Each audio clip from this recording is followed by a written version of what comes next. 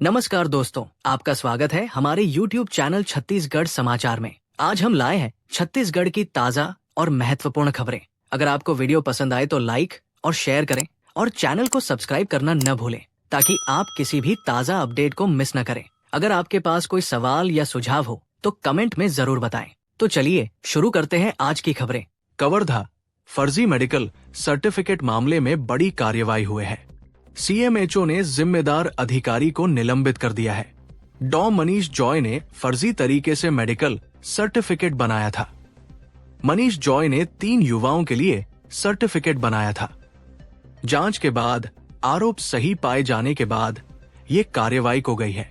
कवर्धा जिला अस्पताल में पदस्थ नेत्र सहायक अधिकारी डॉ मनीष जॉय को स्वास्थ्य विभाग के संभागीय संयुक्त संचालक ने सस्पेंड कर दिया है। कांकेर जिले के दुर्गुकोंदल क्षेत्र में एक शिक्षक का नशे में धुत होकर जमीन पर पड़े रहने का मामला सामने आया है। इसका वीडियो सोशल मीडिया पर तेजी से वायरल हो गया है।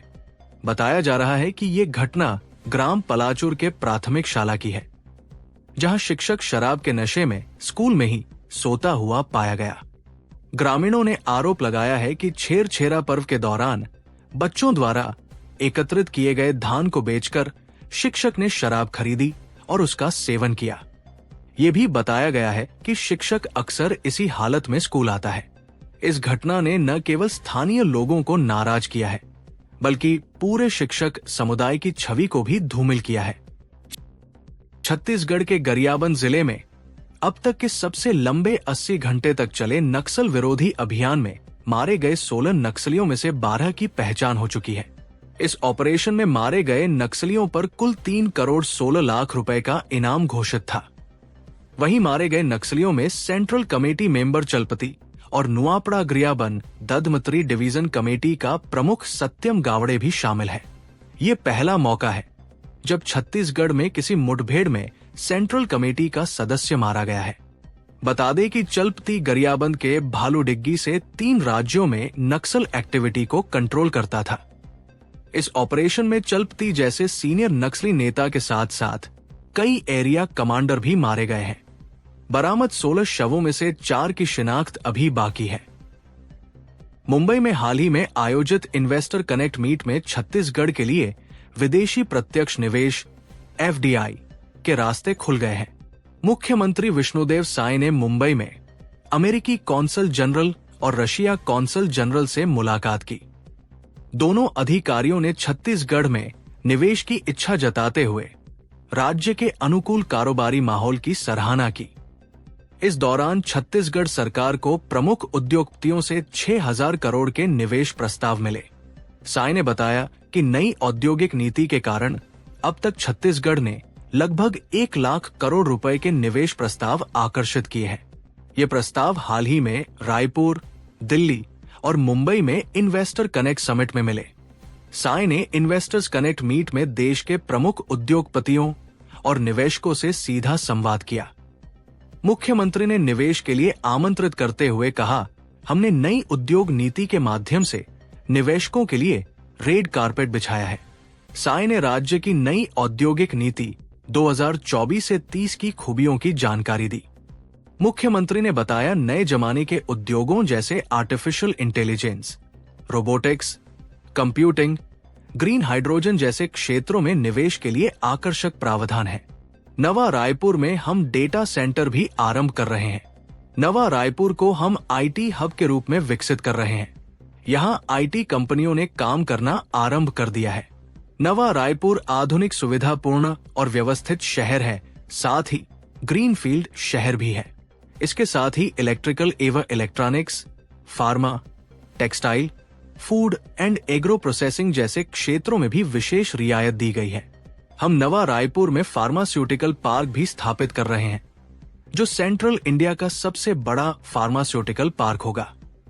बस्तर में नगरनार स्टील प्लांट के पास ग्राम नियानार में हम 118 एकड़ में नए औद्योगिक क्षेत्र की स्थापना कर रहे हैं। इससे यहाँ बड़े पैमाने पर लघु, सूक्ष्म एवं मध्यम उद्यमों को स्थापना के अवसर मिलेंगे। बस्तर और सरगुजा में कोर सेक्टर प्रोत्साहन, आयरन और कोल रॉयल्टी में 50 से 100% तक छूट है। सेस की प्रतिपूर्ति 150% तक किए जाने का प्रावधान है। साय ने इन्वेस्टर कनेक्ट मीट के दौरान अमेरिकी वाणिज्य दूतावास के काउंसल जनरल माइक हैंकी व रूस के काउंसल जनरल इवान फेटिसोव से मुलाकात की। इस दौरान काउंसल जनरल ने स्वास्थ्य, शिक्षा, आईटी और पर्यटन जैसे क्षेत्रों में छत्तीसगढ़ में निवेश की संभावनाओं पर चर्चा की। इस मीट में उद्योग विभाग के मंत्री लखनलाल देवांगन, मुख्य सचिव अमिताभ जैन, मुख्यमंत्री के प्रमुख सचिव सुबोध सिंह, सचिव राहुल भगत, उद्योग सचिव रजत कुमार, इन्वेस्टमेंट कमिश्नर ऋतु सैन और CSIDC के MD विश्वेश कुमार शामिल हुए हैं। जनता से डरी कांग्रेस, घोषणा पत्र के लिए नहीं मांगे सुझाव। नगरीय निकाय चुनावों में कांग्रेस ने जनता से कन्नी काट ली है। दीपक बैज बताएं, जनता से इतना क्यों डर रहे हैं? ये सवाल और आरोप भाजपा के प्रदेश महामंत्री संजय श्रीवास्तव के हैं। गुरुवार को भाजपा कार्यालय एकात्म परिसर में मीडिया से श्रीवास्तव ने कहा, 2018 के चुनावों में कांग्रेस ने बढ़ चढ़कर घोषणा पत्र में जनता से सुझाव लेने की बात को प्रचारित किया था। इसके लिए बाकायदा TS बाबा जगह जगह घूमे थे। लेकिन इस बार नगरीय निकाय चुनावों में कांग्रेस ने जनता से कन्नी काट ली है। भाजपा प्रदेश महामंत्री संजय श्रीवास्तव ने कहा कि कांग्रेस पार्टी और उसके प्रदेश अध्यक्ष दीपक बैज जनता से भाग रही है, जनता के बीच जाने से डर रही है। उन्होंने कहा कि अखबारों में प्रकाशित खबरों के अनुसार कांग्रेस का घोषणा पत्र तैयार हो गया है, लेकिन उसमें जनता की सोच, जनता की मांग, जनता का संकल्प नहीं है। आखिर कांग्रेस ने ऐसा क्यों किया? इसका जवाब सीधा सा है कि कांग्रेस किस मुंह से जनता के पास जाती। भाजपा प्रदेश महामंत्री संजय श्रीवास्तव ने कहा कि पिछले 5 साल सरकार चलाते कांग्रेस ने जिस प्रकार जनता के सपनों को कुचला, अब वो जनता के बीच जाने से घबरा गई है। कांग्रेस का विजन केवल भ्रष्टाचार है, कांग्रेस का संकल्प केवल कुशासन है। ये कांग्रेस भी जानती है और जनता भी जान गई है। इसीलिए कांग्रेस ने जनता से सुझाव नहीं मांगे।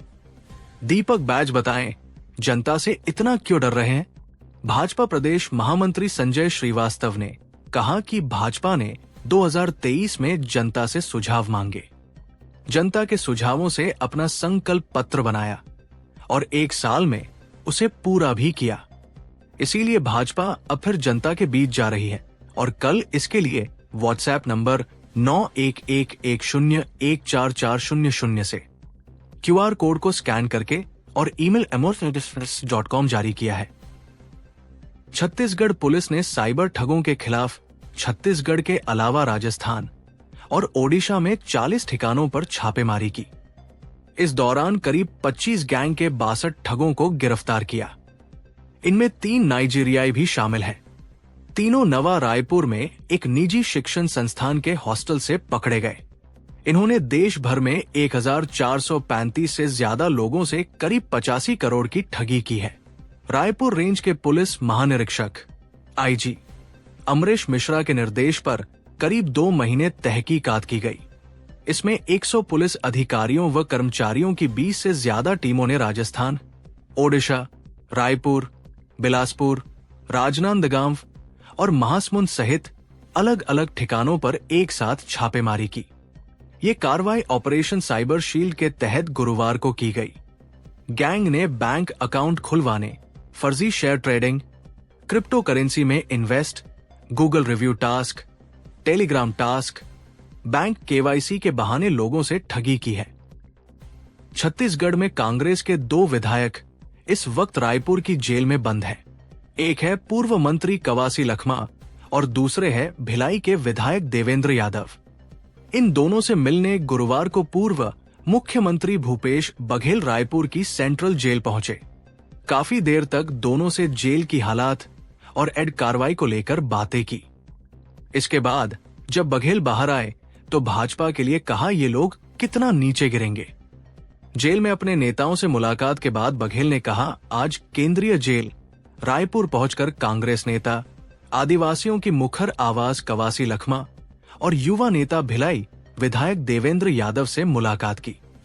ये तानाशाह सरकार जनहित और अधिकार के लिए उठने वाली आवाजों को षड्यंत्र कर खामोश कर देना चाहती है।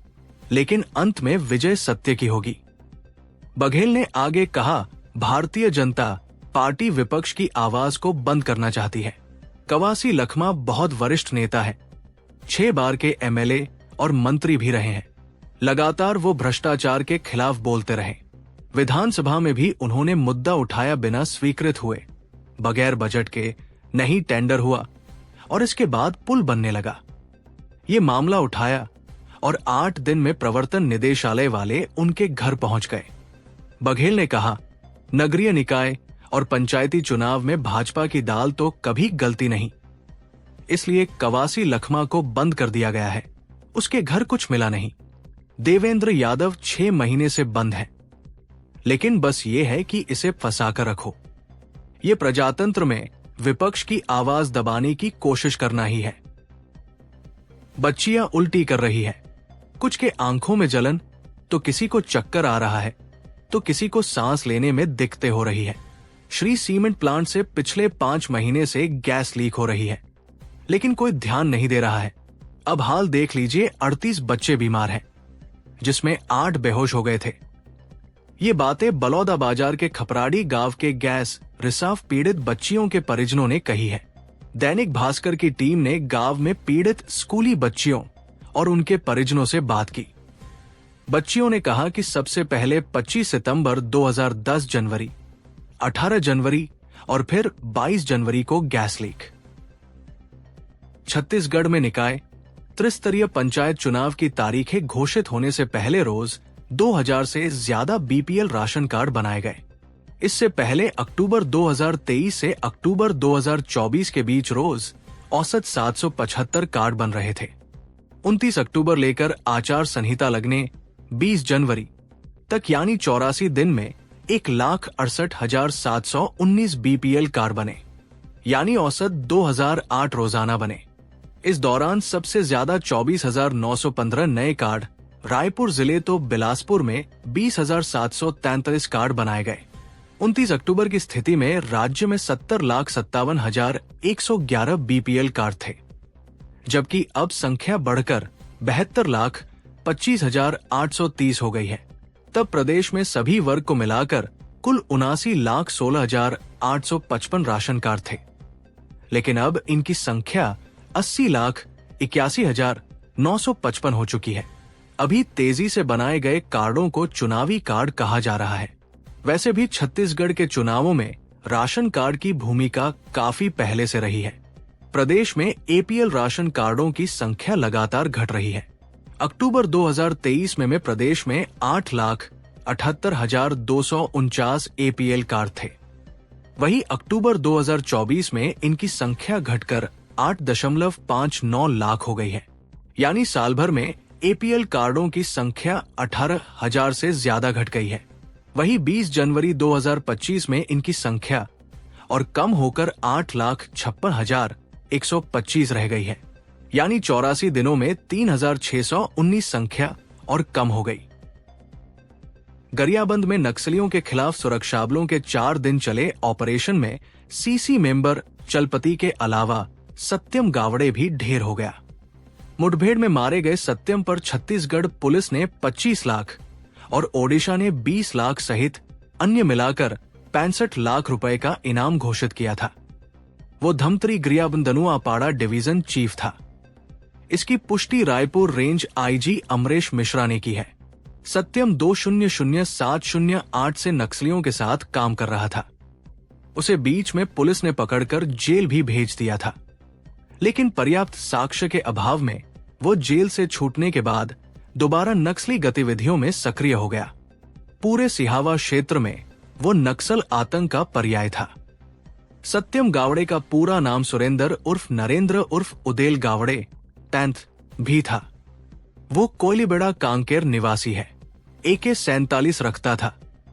माओवादियों की DKSZC Dandakaranya special zonal committee सदस्य की जिम्मेदारी मिली थी। बता दे कि फोर्स से हुई मुठभेड़ में 27 नक्सलियों के मरने की खबर है। हालांकि फोर्स ने अब तक 16 नक्सलियों के शव बरामद किए हैं। सिविल जज जूनियर डिवीजन भर्ती 2024 के लिए ऑनलाइन आवेदन की प्रक्रिया चल रही है। इस भर्ती के लिए अब ऐसे अभ्यर्थी भी आवेदन कर सकते हैं जो सिर्फ विधि स्नातक है। दरअसल पहले लॉ ग्रेजुएट होने के साथ ही अधिवक्ता के रूप में नामांकित होना भी जरूरी था। अब इस शर्त को हटा दिया गया है। इसके साथ ही छत्तीसगढ़ लोक सेवा आयोग की ओर से इस भर्ती के लिए आवेदन की तारीख बढ़ाई है। अब 23 फरवरी तक आवेदन किए जा सकते हैं। पहले फॉर्म भरने की आखिरी तारीख 24 जनवरी थी। इस संबंध में CGPSC की ओर से सूचना जारी की गई है। इसमें कहा गया है कि हाईकोर्ट के अंतरिम आदेश के परिपालन में ये शर्त हटाई गई है। इसके साथ ही आवेदन की तारीख भी बढ़ाई गई है। कुल 57 पदों पर सिविल जज की भर्ती होगी। इसके लिए 26 दिसंबर 2024 से आवेदन भरे जा रहे हैं। ऑनलाइन आवेदन की आखिरी तारीख 24 जनवरी 2025 थी। भर्ती के लिए छत्तीसगढ़ लोक सेवा आयोग से प्रारंभिक परीक्षा, मुख्य परीक्षा और इंटरव्यू आयोजित किया जाएगा। आवेदन को लेकर विस्तृत जानकारी CGPSC की अधिकृत वेबसाइट पर जारी की गई है। तो दोस्तों, ये थी आज की ताजा खबरें। अगर आपको हमारा वीडियो पसंद आया हो तो कृपया इसे लाइक और शेयर जरूर करें और चैनल को सब्सक्राइब करना न भूलें ताकि आप हर ताजा अपडेट सबसे पहले पा सकें। आपके विचार और सवाल कमेंट्स में जरूर बताएं। हम जवाब देने के लिए तैयार हैं। धन्यवाद और अगले वीडियो में मिलते हैं।